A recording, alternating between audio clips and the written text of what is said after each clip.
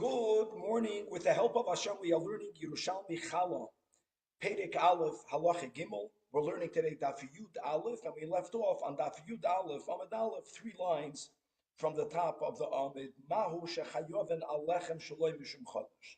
So let's quickly go back. We have in our Mishnah a machlokes regarding what we will call now immature grain or flour that came from Tvua shaloi hevi shlish. In other words, it was really prematurely harvested. So the Chachamim and Rabbi Lazar both agree that such grain is exempt from mises.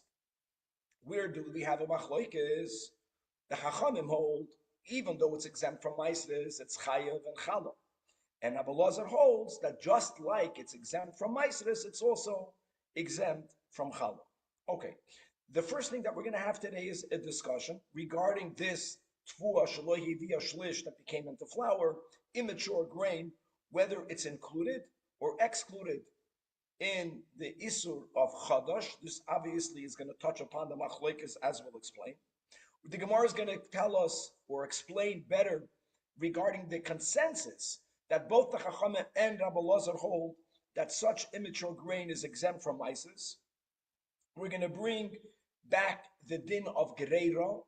The din of Gereira is something we're going to learn later in the Mishnah, just we have learned about it before. And that is that if a person has the minimum amount of flour, which is machayev challah, let's go with the 5 pounds, but it's not 5 pounds from wheat flour or barley or the other. But you have wheat, that's the example of the Mishnah, and you have rice flour. Now, rice flour is not chayev and challah. Nevertheless, the Mishnah says that if the flour still tastes like wheat, or if the dough/bread will have the tam of wheat, so it's goyred, it drags along the rice flour will be included, meaning that we will have now the minimum share, because with the rice flour we do have the 43.2, and you will be chayiv and challah. That's the din of dragging along. Question will be whether we apply the din of Gereira to our case when you have tvua or flour from tvua, shaloi hivia shlish. Let's go with Rabbi Lazar that it's pater from challah. And you have other flour that comes from mature grains. And you mix the flours together, you have the shear of 5 pounds, but only when you count both of these flours, do we apply the din of Gereira, do we not apply the din of Gereira? We're going to have another topic regarding Chadash and Yashan. Chadash and Yashan, we also learned about this last week, is that one needs to be toidem uma'aser from a product for a product of the same halachic year. Question will be, again, this goes into the Tvua shaloi hivia shlish. Everyone holds its patim in hamaisris. So regarding the chiyuv of maisris, how do we determine the year? Well, first of all, it's Echad B'Tishrei that is the Rosh Hashanah for Maisris. But what needs to happen? It needs to hit the Shlish. Now, when it comes to the Shlish, we have a machlokes regarding Challah. So now the question will be, will we apply the din of Chadash and Yashan, which means when you have flour from the old year, flour from the new year, you also should not combine them for you to separate the Challah. You don't want to do it michadash ala yashan min ayashan ala chadash. But this will already connect us to Rabbi Lazar, to the Chachamim, because according to Rabbi Lazar, according to everyone actually, you're going to be pater from challah if it's tvua shaloi hivia shlish. According to the Chachamim, tvua shaloi hivia shlish is chayiv in challah. If it's chayiv in challah, then even if it reached less than a shlish before Rosh Hashanah, it should still belong to the prior year, as we'll speak out various scenarios in the Gemara. Another Gavaldic topic. Today's going to be a huge daf. What happens if a person has tvua that's chayiv in maisres and chayiv in challah, normal? And normally, you're mafresh truma when it's still on the pile, etc. This person did not separate any trumas or maisres. He processed it into flour. He mixed it with water. Now that he has a dough, this dough has to have both truma removed from it and challah removed from it. What happens if this guy goes ahead and he removes challah? Do you now have to remove from the challah truma? Or what happens if he first removes truma gedolah? do you have to remove from the Truma Gedoyla Chala? This is a Gavaldik Akasha, because the general rule is Truma is exempt from Chala. When I give my grain, my 2% to the Kohen as Truma, and the Kohen processes that grain and he turns it into flour and he makes a dough and he bakes bread, the Kohen does not need to be Mafresh Chala. But over here it might be different, because here the dough still had Truma in it, which means that the Chala that I removed still was not fixed from Tevel, which gets fixed only when you remove the Truma. So there's going to be a statement from Reish Lakish, and we're going to have a Machloikes Amoraim, exactly what does Reish Lakish say. And finally, God willing, if we'll have time, we're going to continue to go through the list of the Mishnah. We're going to move on to the opposite direction, the items that are Chayovin b'maisres upeturin min hachala, rice and millet, etc. And then the Mishnah enumerates or lists various different types of breads: sufganim, duvshanim, iskeritim, chalas hamasres. I know that we interpreted them when we learned the Mishnah, but the Gemara is going to go item by item and clarify what they are. However, we're going to dedicate today's class Le'ilu Nishmas Rachel Bas Ze'ed, which is Dan's mother. Dan is sitting Shiva. May her neshama have an aliyah. May the family have a Yeshua, and only revealed goodness to them and to all of us. Amen. Going forward. Chavra Daf Yud Aleph, again, 3 lines from the top. So asks the Gemara. Okay, now that we have again this Machloikes, Chachamim and Abu Lazar, Tfua Shaloi Hivi Shlish, everyone agrees it's pater from Maisros. But Rabbi Lazar holds it's chayiv and chala. The Chachamim hold it's chayiv and chala. Rabbi Lazar holds it's also exempt from chala. So now the question is, Ma'u shechayav alechem shaloi mishum chadash. In other words, according to Rabbi Lazar, as we just learned to Limudim, Mamash Tapara Amid, who holds that Tfua shaloi hivi shlish is exempt from chala, because the Torah uses the word lechem concerning chala. And according to Rabbi Lazar, flour from grain that's immature is not to be called lechem, right? We also learned it never becomes chametz, it only becomes sirchoin, it never becomes leavened.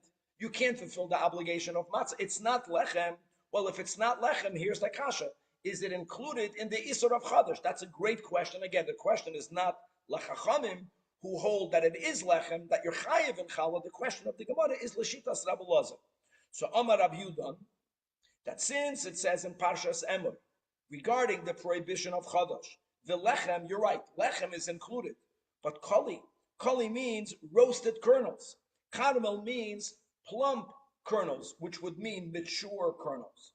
So lechem Rabbi Lazar does not include immature. We know that. But caramel vadai does not include immature. It means plump, meaning it's ripe. But koli is roasted kernels. Kali can go whichever way. You can take immature kernels and you can roast them. And the Torah puts them all together. So from this juxtaposition, from this hekesh, we compare one to the other lechumra. And we say that es shechayavim al kali shaloi mishum chadash, any produce that's included in the isur of chadash, which will also include non-ripe kernels, that was roasted. That's what you roasted it. Will also be included in the isur of chadash when you didn't roast it, when you turned it into bread. This is mamash amazing. In other words, even Rabbi Lazar, who holds that this type of flour is exempt from the mitzvah of challah, from the obligation of challah, he will hold that's included in the isur of chadash. Only ein chayavin al kali shaloi mishum chadash, which are items that are not of the 5 grains. Rice is not included in chadash. There is where we say ein chayavin al lechem shaloi mishum chadash. In other words, chadash only applies to the 5 species. That's great. Okay, now moving on. Amar Rav Ze'ed. So both Rabbi Lazar and the Chachamim agree that tfuah shaloi hivi shlish, immature grain, is exempt from maises. Where do we get that from? So the Gemara says, Amar Rav Ze'ed, in Parshas Re'eh, it says, Aser ta'aser eis kol tfuah zarecha. Okay, I know the Aser b'shvil shetes Asher, right? That we have that limud. Here, the limud of the Gemara, the Chazal, will be from the word zarecha. Zarecha means you're planting.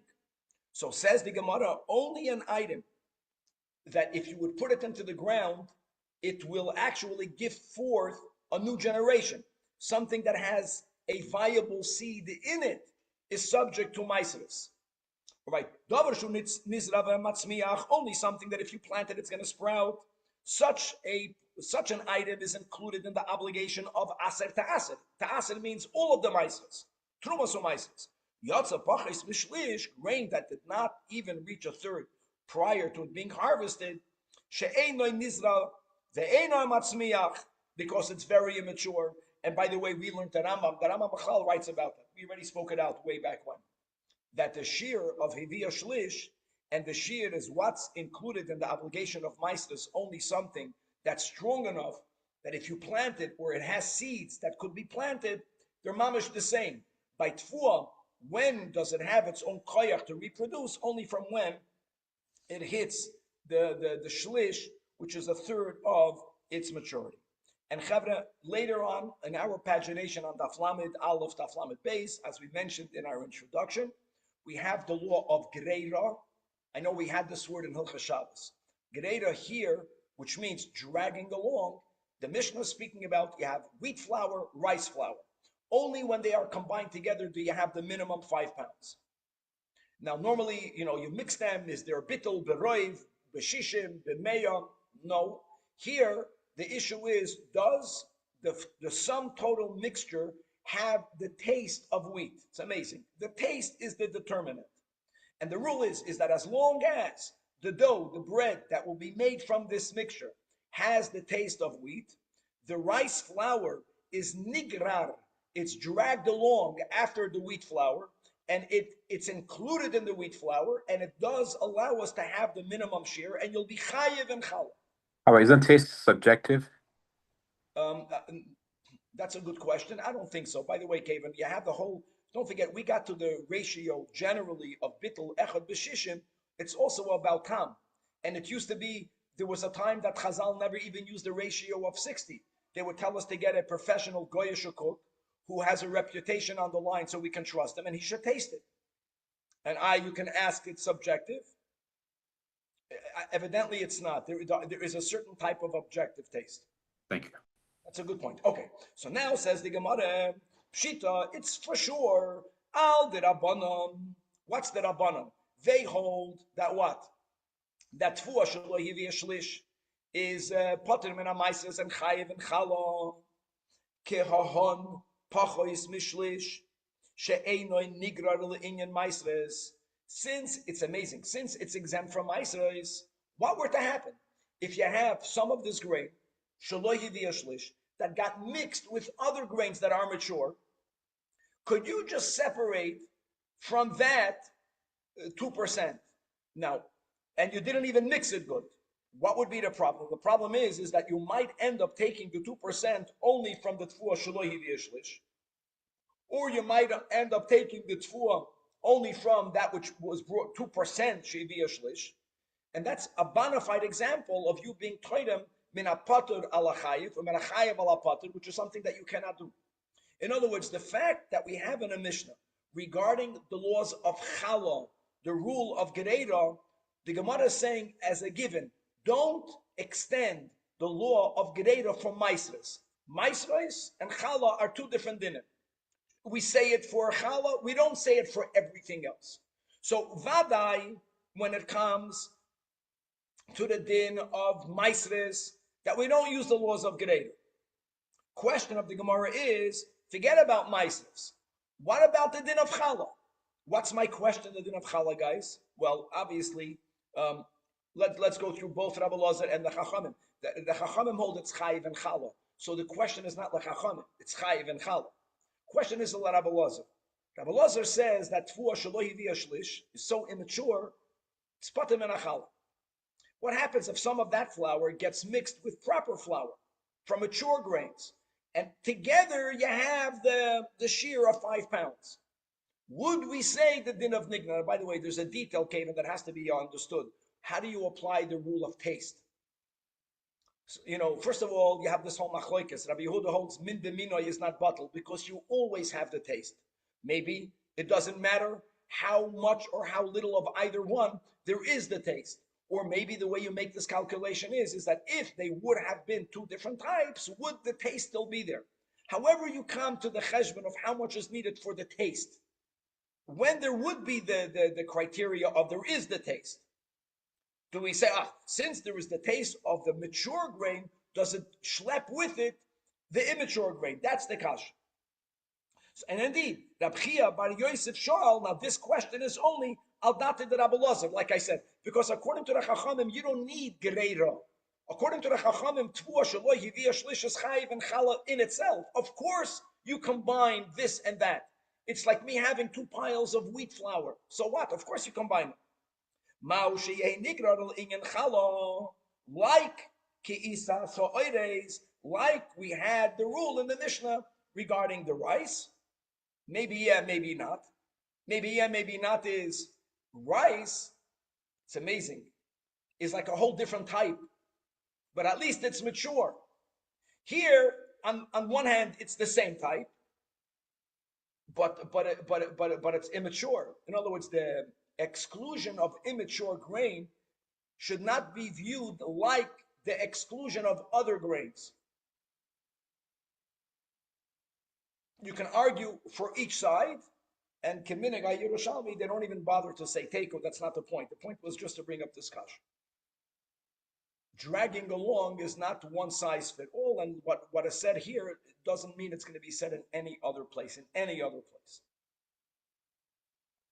Continues the Gemara. Shmuel bar Abba Boy. Ezehu chadash v'yashin shebachal. Now, chadash and yashin, we just had this last week, regarding chala would mean that just like it's a given, it's a clear rule, that ein toirmin uma'asrin, produce from this year for produce of last year. If I have apples, I know by apples it's about chanata, because it's a fruit, and the date is, let's go with Beis Hillel, Tu B'Shvat. You have to remember that. What happens if I have harvested that belong to the old year? That means that they budded prior to Tu B'Shvat. I have other apples that budded after Tu B'Shvat. None of them were tithed. The rule is you can't put them all together and take from all of it 2%. You can't mix produce from one year on the other. That's vada. What's going to be regarding the din of challah? Which would mean I have grain that is from this year. Now, why would we say that? Now it's going to get complex. I have grain from the prior year. You made them into flour. You made them into dough. Only together do you have the 5 pounds. Do you combine them? Or do you say, no, they don't combine the old and the new? Now, how are we to determine grain from any given year? Now, you have to remember that according to the Chachamim that say that le'inyan chala, even tfuah sheloi hivia shlish is chayiv in chala, that's very important. When it comes to the dinim of trumas u'maisres, everyone says clearly the point is third. That means that if I have grain for trumas u'maisres and it reached the third before Rosh Hashanah, and then I have a little bit of other wheat grains that only reach the third after Rosh Hashanah, they are from 2 different years. But when it comes to challah, lechachamim doesn't make a difference, because they hold that tfuah sheloi hevia shlish is equally chayiv and challah. So how would you determine the chadash and the yashan? How would you do that? And let's go read it inside. And the Gemara really is going to say, the Gemara is going to give us 3 different scenarios of how we do apply the limitation of chadash and yashan should not be mixed together. Example, case number 1, scenario number 1, shtei sadais, if you have 2 fields, achas idiyah shlish always means before Rosh Hashanah. Okay, guys, we are in year Tavshin Pei Vav. So let's go back to before Rosh Hashanah of Pei Vav. The achas and the other field, when it came Rosh Hashanah of Tavshin Pei Vav, it didn't yet reach a shlish. So now, the Gemara, another thing, we're going l'shitas chachamim, very clear. The chachamim hold that tfuah sheloi yevia shlish is chayiv and chala. So therefore, the Gemara says, since it's chayiv and chala, you do not use the third before Rosh Hashanah third after Rosh Hashanah to separate the years. Because Benegeya, the din of Chala, a shlish is irrelevant. Beautiful, right? So Lechala, it is considered both of the same year. And by the way, which year, Aviv? The old year. Because even the one Shaloi hit the Shlish is already Chayiv and Chala. The one that hit the Shlish or didn't makes no difference. They all, Lemaisres, on the other hand, this is fascinating. Same grains, the same flowers, Lemaisres, they are part of two different years. Right? The Sada that reached the Shlish before Rosh Hashanah is from the old year. The field that its grain only reached the Shlish after Rosh Hashanah belongs to the new year. Okay, that's great. Turning to Daf Yud Aleph Amid Beis. Scenario number 2. Achas Pachos Mishlish va'achas Asavim. This is important. Even lechachamim that say that Fuah Shelo Hivi Shlish is Chayiv and Chala. But okay, so when is the beginning point? What would you logically say? It doesn't have to be mature for you to be Chayiv Chala. But from when is it Chayiv Chala? Well, when you have the stalks growing out of the ground, but the grain Bechlal did not sprout yet. Imagine a stalk with no grain. It's not Shayech to Chala. That is what the Gemara here calls grass. Grass meaning that something is out of the ground, but nothing sprouted yet. There's no grains, there's no kernels yet. Prior to the kernel sprouting, it's not Shayech and Chala. That will be the cutoff. So if you have two fields, one of them is not a third, but it reached Pachos Mishlish, which means there are already sprouted grains prior to Rosh Hashanah. The other field, even though there were stalks, there were grass, asavim, but it didn't yet sprout anything. That doesn't belong to the old year because there wasn't grain yet. It only began to sprout after Rosh Hashanah. That's 2 different years. For that, l'chal how gavaldik is that? On the other hand, l'maisreis achas. Why l'maisreis achas? Because both of these fields prior to Rosh Hashanah were not chayiv in anything. Not the asavim, not even the one that was pachos mishlish, because for hilchos maisres, that's the Mishnah. Grain shaloi hivi shlish, everyone holds pturim and amaisres. That's gavaldik. So they both belong to the new year. And the third scenario, achas, one of them before Tavshan Peivav already reached the shlish, which means that from maisres it belongs to the old year. For chala it belongs to the old year. The other field didn't even sprout yet. It's only asavim. It only began to sprout in Tavshan Peivav. So here, bein lachala, bein lamaisres, they belong to 2 different years, and you don't mix Chadash and Yoshan and Chadash. That's Gaval. Okay. And now I know that yesterday was a loaded daf. Today's easier because I think yesterday the Gemara already took a step ahead. Some of what we learned yesterday is based on what we're going to learn right now, and we said it yesterday, so it's an opportunity to review it. The Gemara frames this question by using the words bentayim. It's a very unusual expression. Bentayim means in between, that which is in between. In between what? Our Mishnah gave 2 cases. Our Mishnah. The Mishnah gave many items that are chayiv and chala, pater min amaisris. Other cases where it is pater min achala, chayiv b'maisris. I know we didn't get there yet. Bentayim, the way everyone learns here, what will happen when you have scenarios that is not either of the cases of the Mishnah? It's in between. In between meaning it's going to be chayiv both in maisris and in chala. It's an unusual expression, which means normal grain. You have normal grain, you harvested the grain, it's chayiv in chala, it's chayiv in maisris. And the problem here, as the Gemara will say soon, that's the meaning of this bentayim. The problem is that normally you take off Truma Gedoyla all the way in the beginning, right? Most people, where you learn the ethic that Yidden never remove the grain from the threshing floor prior to removing Truma Gedoyla. This guy didn't do anything. He didn't remove it on the threshing floor. He didn't remove it when he packaged it. He didn't remove it when it came into his house. He made it into flour. He made it into dough. That's the case of the Gemara. So this is unusual. Normally, by the time I have dough, I was toidim uma'aseh. Elama, now that I mix flour and water, what am I chayiv to do? Mordechai, I got to remove challah. You saw your mother doing that. Here it's not that way. Here there is also the need of being mesak in the dough from Truma Gedoyla. It's teva. And what will be the Gemara's kasha? The Gemara's kasha is very simple. Whichever one I chose to do first, will I be chayiv to remove from it the other one? For example, if I choose to remove Truma Gedoyla first, which is 2% of the dough, do I have to now take off the Truma Gedoyla challah? Now make no mistake, normally when a yid takes off Truma Gedoyla, which is normally in grain, and you give it to a kohen, when the kohen turns it into flour and the kohen is going to bake bread, you do not remove challah from Truma Gedoyla. Remember that. Here might be different. Why here might be different? Because since you did not remove Truma Gedoyla prior to the chi of challah kicking in, here when you mix the flour and the water, the chi of challah kicked in. You understand? So maybe since it was chayiv and challah, when you remove Truma Gedoyla, it is also chayiv and challah. So this might be an exception. Let me go to the opposite direction. First, you remove the challah. You never remove Truma Gedoyla from the challah, because normally Truma Gedoyla is removed way before. And challah is Truma. Challah is given to the kohen. But maybe, since there was a chiyuv to remove Truma Gedoyla from the whole dough, so after you remove the challah, you still have to remove Truma from the challah. Of course you have to remove Truma Gedoyla from the rest. You understand, Chevra? Okay, that's the issue. I really hope I didn't wake up the oil there.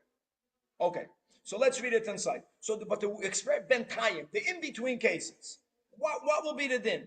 So the Gemara says like this, regarding the in-between case, which is the case that I explained, we know that the Reish Lakish gave a din, but it's not clear what was his din. So now we have a machloikes amiroyim. What did Reish Lakish say?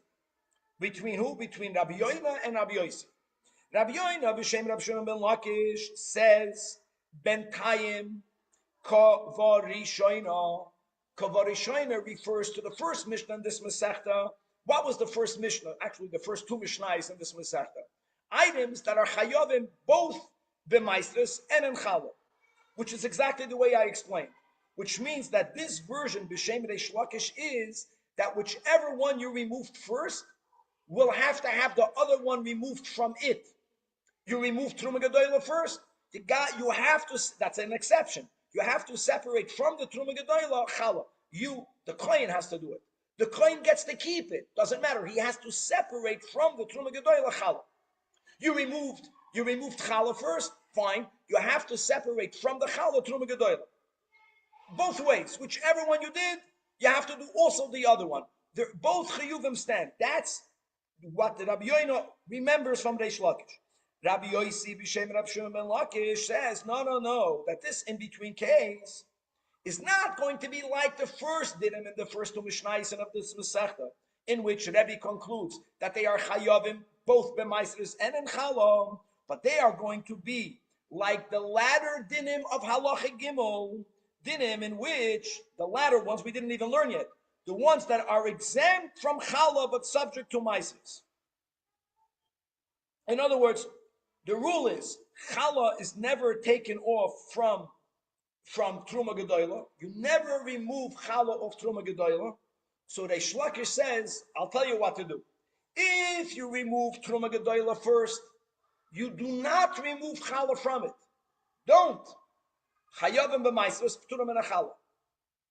But even according to Rabbi Yossi's version, b'shem Rabbi Shimon ben Lakish, if you removed challah, then yes, from the challah you have to remove Truma Gedoyla, which is also a novelty.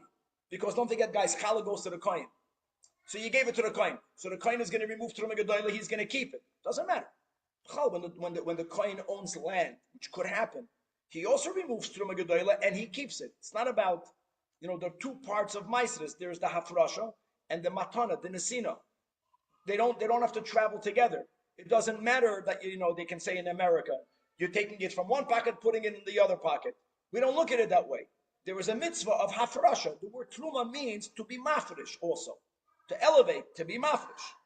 Okay, that's Gaval. Now that the Gemara already gave you both versions, now the Gemara will say inside what we said by heart, Ezel ben Kayin, what's the case? What are you talking about? What the in between? So the Gemara says, that's what happened. You had Tevel. Tevel means you mamish separated nothing. You didn't even separate Truma Gedoyla, which you should have, but you didn't. And it's already up to dough. So now you have something that is chayiv to have removed from it, both Truma Gedoyla and Chala. So here we go. Chala chayeves betruma, vetruma chayeves bechala. Now this, just to say that these words are words of a brayso, and actually, again, the way the Yerushalmi does it, this brayso is clearly stating the first version of Reish Lakish, that whichever one you do first won't exempt you from the other one. You will still have to do the other one. In other words, if you chose to remove challah first, not for sure, truma has to be removed from the remainder. That's vadai. But even from the challah, you have to separate truma. So far, so good. Because, by the way, even Rabbi Yossi had that b'shem Reish Lakish. But these are words of the Braisa. Utruma, if you remove truma gedoyla first, then that has to have from it challah removed. Vetruma chayeves bechala, which, by the way, means that we refuted Rabbi Yossi's version, b'shem Reish Lakish. Reish Lakish cannot argue with the Braisa. So now we have a Braisa. The Braisa clearly states you go both ways. You have to do both, and doing one will never exempt you from the other. Now the Gemara says, how do you know? How do you know? Shechala chayeves betruma. I mean, you could argue. What did we just learn 2 days ago? Right? What does Reish Lakish say? That if you gave Meiser Rishon b'shibalim, you only have to give Trumas Meiser. There was no Truma Gedoyla. Where's the Gabbai? So the words that we used is that when you separate the Trumas Meiser, halachically we look at it as if in it is also the Truma Gedoyla, killing two birds with one stone. In other words, there would be a logic to say you remove the challah. Challah is truma. Challah is called truma. Maybe you shouldn't have to separate truma from it. No, says the Gemara. I'll give you the source. And now we're going to learn a psukim. Rabbi Yitzchak b'shem Shmuel bar Marta b'shem Rav. That when it says in the portion of shlach of challah, look inside the Torah Oira Sholem, reishis arisoi sechem challah torimu truma. Very unusual. Challah torimu truma. What does that mean? It means, it's a remez, that there will be one case that even mei challah torimu truma, which is a big exception. Normally, by the time you removed challah, you had already removed truma way back. No, mei challah torimu truma. This case. And now let's go in the other direction. Minayin, according, that's what the Braisa is saying. That is what Rabbi Yoina said b'shem Reish Lakish. That if you separated Truma Gedoyla first from the dough, from the Truma Gedoyla you got to remove challah. Minayin, the Minayin is a good question because the rule is, this is the rule, that Truma does not need challah removed from it. That means when a kohen gets Truma, the kohen makes bread, the kohen does not remove challah. Why would this be an exception? So the Gemara answers, min kushyoy, from a kasha we have on the pasuk. Now what's the kasha from the pasuk? The kasha is, the Noise Kalim right, from the word reishis. Reishis arisoi seichem. Guys, what does reishis mean? Reishis means the first. Let me give you the first. Bikurim is called reishis. It makes sense. Why? Because when you have an apple tree, the first that began to bud is the first. It budded before the others. You tell me by challah, what is the first? There is no first there. You have flour, you mix it with water, it's all mixed together. The reishis, by the way, challah doesn't have to be from the place of the flour that hit the water first. Then it would have been reishis, but it's not that way. We don't say that. You make a dough, and from the dough you take a separation. Midoraisa, midrabanan, when you're chayiv, midoraisa challah, midrabanan 124, Tanachtim 148. From where? From anywhere in the dough. What here is reishis? Gavaldik, it doesn't fit. That's the kasha. And that's the remnants to our din. So Pasrin, Hahein, Kira, interpret this word in the pasuk. Reishis arisoi sechem, ma'oise shekosov ba reishis, Torimu chala, mamish our case. That is, that if you are only separating trumas called reishis. Truma is called reishis. Why is truma called reishis? Because halachically the first separation is truma. In the case where you forgot to remove the reishis and you already have dough, the truma is going to have to be removed. That's the source. That's the reishis adisosechem. Okay, and now we have time. Now we concluded the part of the Mishnah that gave us items that are peturim and amaisros v'chayav and b'chala, and then the Mishnah enumerated items in the opposite direction that you're chayiv in maisros, which by the way is everything, rice and millet chayiv in maisros, but peturim in achal. So after the Mishnah gives you, just to make a point, that's easy because anything other than the 5 grains is chayav and b'maisros or peturim in achal. But then the Mishnah even gave you cases where you have a product from the 5 grains, but for whatever reason, you're going to be exempt from challah. And the Mishnah gave you sufganim, right? Sufganiyot, but we'll see exactly what it means. Dufshanim is keritin, chalas hamaisres. The Mishnah gave 5, but the Gemara here is going to clarify 4 because the 5th is self-evident, and these are not. So what's sufganim? So the Gemara says Sufganim refers to tirikta. Evidently, in the times of Chazal, tirikta was known. Tirikta is a bread that's very porous. We said this when we learned the Mishnah. I don't know how to define how porous is porous. It means there are many vacuum holes, air pockets inside the bread. So when you make such a bread, now, this is not something that happens in the oven. This is something that happens because of the batter. So many say that if the batter is very thin, I'm not a baker, maybe we have a baker here. When the batter is very thin, which means that you added a lot of water to the flour, much more than usual, this will be the result. From such a dough, you don't have to remove challah. That's the sufgan. The next Mishnah, the next case is dufshanim. Dufshanim means honey bread.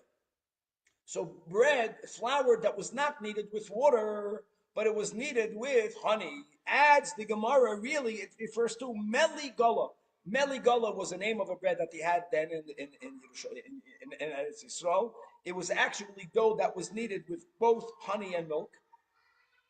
So it's like a pastry. And that type of that type of dough is exempt from challah. The next case in the Mishnah was iskeritin. What's iskeritin? So the Gemara says chalitin deshuk.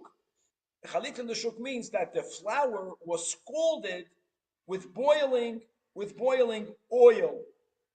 The word deshuk is the ones that are commonly sold in the market. It was somehow mass produced.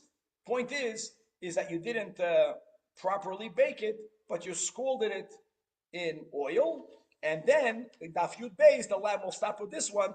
Chalas maisres, pan loaf, that refers to chalitin demaya, scalded, not in oil, scalded in water. We already spoke out in the Mishnah. We're going to continue this. There's now a machlokes. If you scalded the flour, but now you baked it, are you going to be chayiv in challah, or are you going to be exempt from challah? That is something that has to be clarified. So that's not something that's clear right now. But the point is that normally you mix the flour and water, and that's it, and then you put it on, you bake it. Chayiv and challah. If you process it differently, you scald the flour, then you are going to be exempt from the obligation of challah. And what's going to be fascinating tomorrow will be regarding brachos. Don't forget that the argument will be made that it should travel together. If something is exempt from challah, from the hafrashas challah, then how does that affect the bracha? Then what bracha would you make on it? And indeed, that's a very good comparison, even though we're going to get into some details more as the sugya unfolds. Have a gewaldige day. God willing, to be continued tomorrow.